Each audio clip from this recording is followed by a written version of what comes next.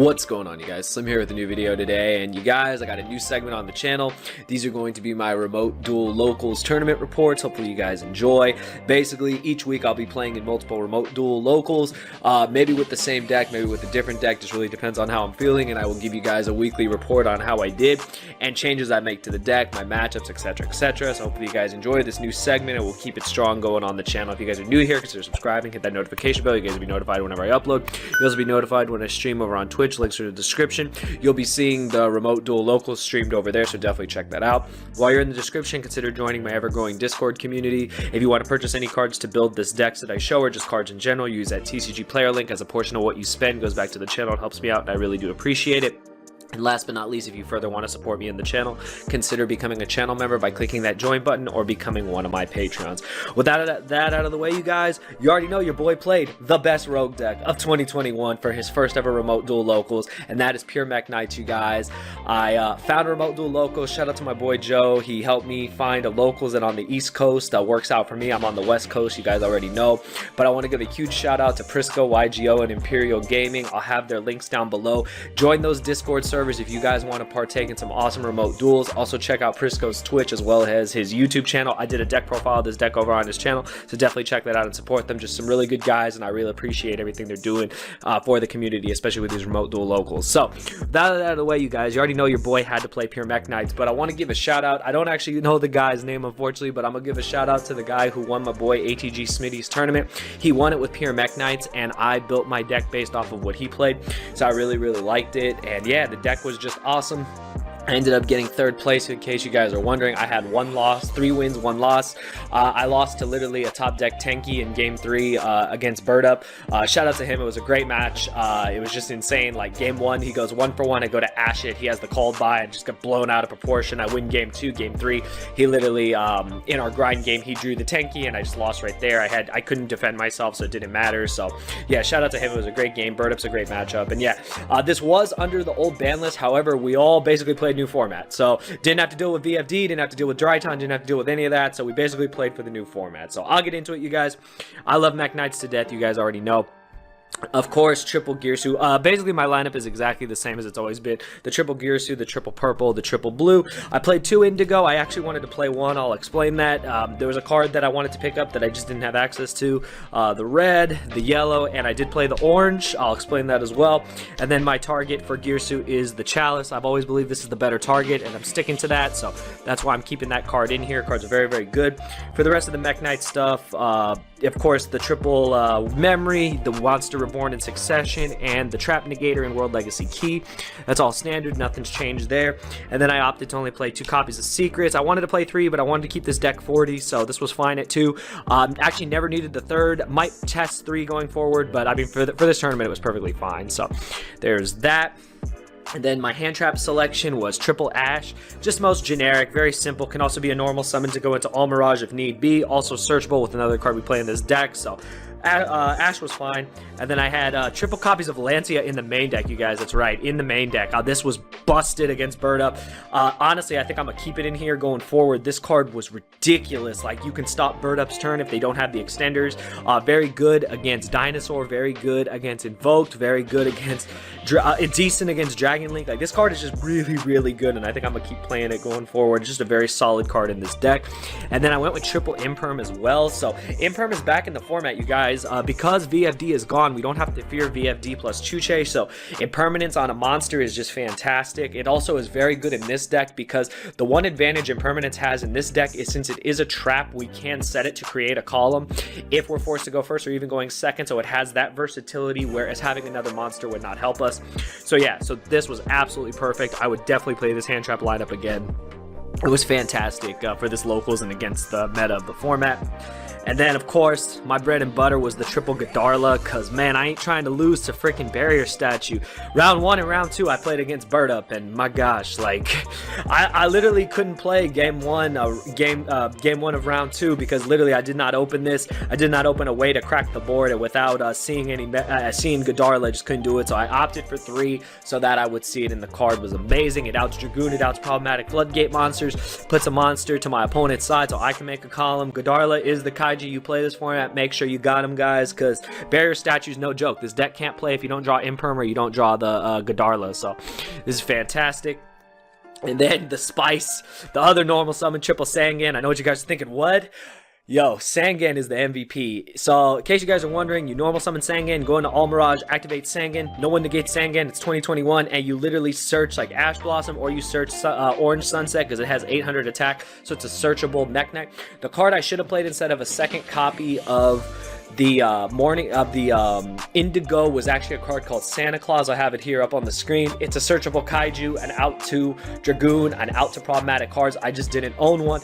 Still wanted to play this deck, so I opted to just play the second Indigo Eclipse. If I could play both Indigo Eclipse and that card, I would. I don't want this deck to go over 40, so obviously I'm gonna have to change a couple things, but Sangan is actually the truth in this deck. Next to Girsu, it's the next best normal summon. If you don't have Girsu, just play Ibli. You'll get similar results, but Sangan was actually insane, and I'll definitely play this going forward. It was actually crazy how good this card was when it had no business being good. But yeah, Sangan 2021 and pure MEKK-KNIGHTs, you already know, it's crazy. And then the best card in the deck, I mean, come on, this is this is the best pot card ever printed. It's the best card for this deck.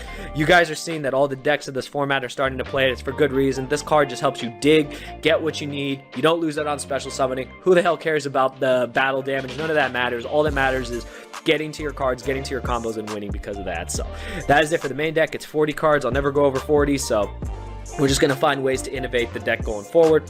Extra deck real quick. I dropped from 3 Morningstar to 2. Reason is, I never saw myself making the 3rd. Again, I had 3 when I played Extrav, but now that I'm playing Prosperity, I can actually get away with just playing 2.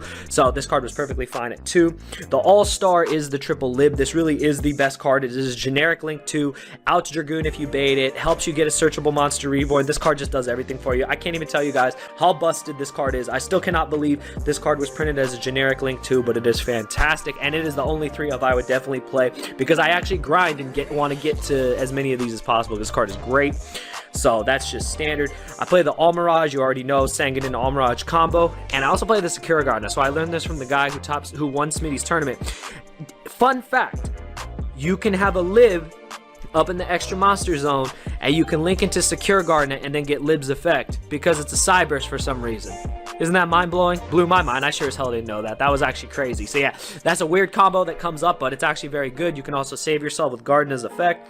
I got the 1 IP Mask Arena. This is just made, you know, like we're forced to go first. I can make this, and then, you know, I can make like basically an indestructible Avermax on their turn, and a lot of times they can't play. So I like this card, Generic Link 2. Shout out to my boy Azan. He put me onto this card, and then I saw this other guy was playing it, so I definitely wanted to try it out. And yeah, I didn't summon it, but card was good. It was there if I needed it.